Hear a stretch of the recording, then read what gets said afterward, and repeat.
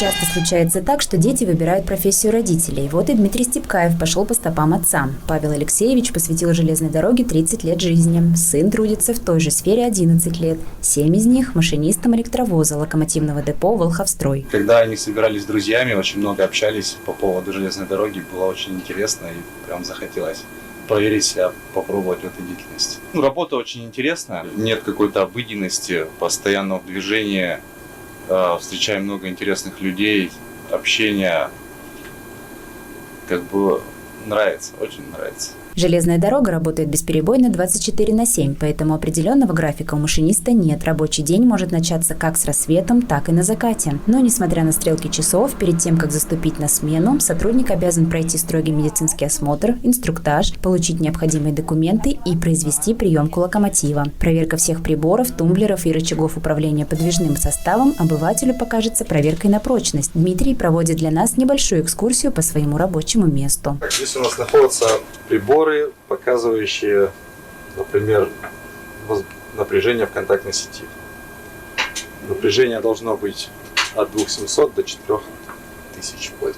Это прибор безопасности. Самый главный наш прибор безопасности. Здесь мы видим нашу скорость, здесь мы видим допустимую скорость.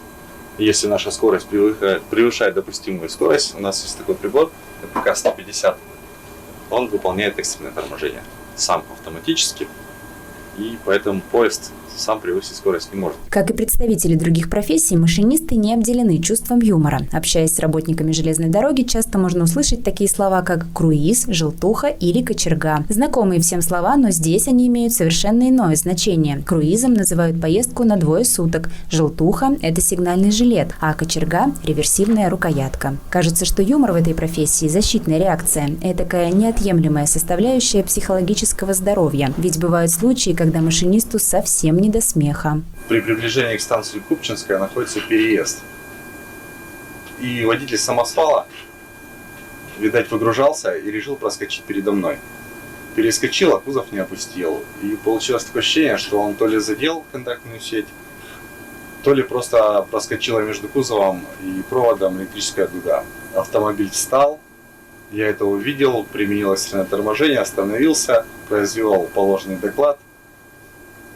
Но водитель быстренько ретировался с места преступления, поэтому с ним связи у меня никакой не было. Я пошел, осмотрел контактную сеть, неисправностей никаких не выявил и по разрешению продолжил движение дальше. Железная дорога – это романтика или тяжелый труд? Спорить можно сколько угодно, и кто бы что ни говорил, но железнодорожник – это по любви. Да и как не любить свою работу, если условия созданы комфортные? Компания РЖД предоставляет своим работникам хороший социальный пакет, совершенствуются условия труда и модернизируется оборудование. Для удобства работы создаются приложения, которые в перспективе заменят бумажную документацию, помогут сэкономить время или позволят повысить свои профессиональные навыки. Здесь, одним словом, поддержат.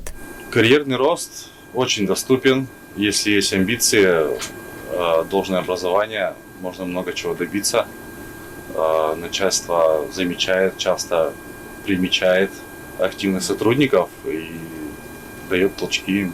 2023 объявлен в России годом педагога и наставника. И это год Дмитрия Степкаева. Ведь он обучает и воспитывает молодые кадры, передает свой опыт ребятам, которые пришли в профессию с целью стать первоклассными специалистами, теми, кто влюблен в железную дорогу. Ирина Савицкая, Дмитрий Амбросий, Аслан Ажахов специально для Про ТВ.